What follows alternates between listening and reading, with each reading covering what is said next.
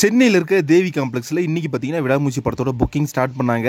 Start ஆகி within மினிட்லேயே பார்த்தீங்கன்னா எல்லா டிக்கெட்டும் சோல்ட் அவுட் ஆயிடுச்சு. அதை தான் பார்த்தீங்கன்னா இப்போ ஃபேன்ஸ் எல்லாம் பயங்கரமாக ட்ரெண்ட் பண்ணிட்டு வராங்க சோஷியல் மீடியாவில். ஸோ இப்போ இன்னைக்கு பார்த்தீங்கன்னா எல்லா தியேட்டர்லையுமே ஸ்டார்ட் ஆகல. சில தியேட்டர்ஸில் பார்த்தீங்கன்னா அப்படியே மெதுவாக ஸ்டார்ட் பண்ணிட்டே வராங்க.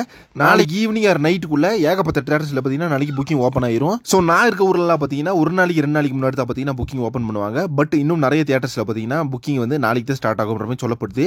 இன்னைக்கு பார்த்தீங்கன்னா கமலா சினிமாஸ் சென்னையில் மட்டும் புக்கிங் ஓப்பன் ஆகி வித்தின் மினிட்ஸ்லேயே பார்த்தீங்கன்னா பூரா டிக்கெட்ஸும் சோல்ட் அவுட் ஆயிடுச்சு. ஹைப் அப்படின்றது சாதாரண ஹைப் இல்ல. விடாமூச்சி படத்துக்கு வேற லெவலான ஒரு ஹைப் இருக்கு. அதுவும் தமிழ்நாடை பொறுத்த அளவுக்கு படத்துக்கு பார்த்தீங்கன்னா எந்த அளவுக்கு ஒரு ஹைப் இருக்குன்னு சொல்லிட்டு வார்த்தைகளால் சொல்ல முடியாது. வேற லெவலான ஒரு சம்பவம் பண்ணி விட போகுது தமிழ்நாட்டில் மட்டும் விடாமூச்சி படம். ஓவர்சீஸ்லயும் பார்த்தீங்கன்னா படத்துக்கு மேசிவான ஒரு எக்ஸ்பெக்டேஷன் கிளம்பிட்டு இருக்கு.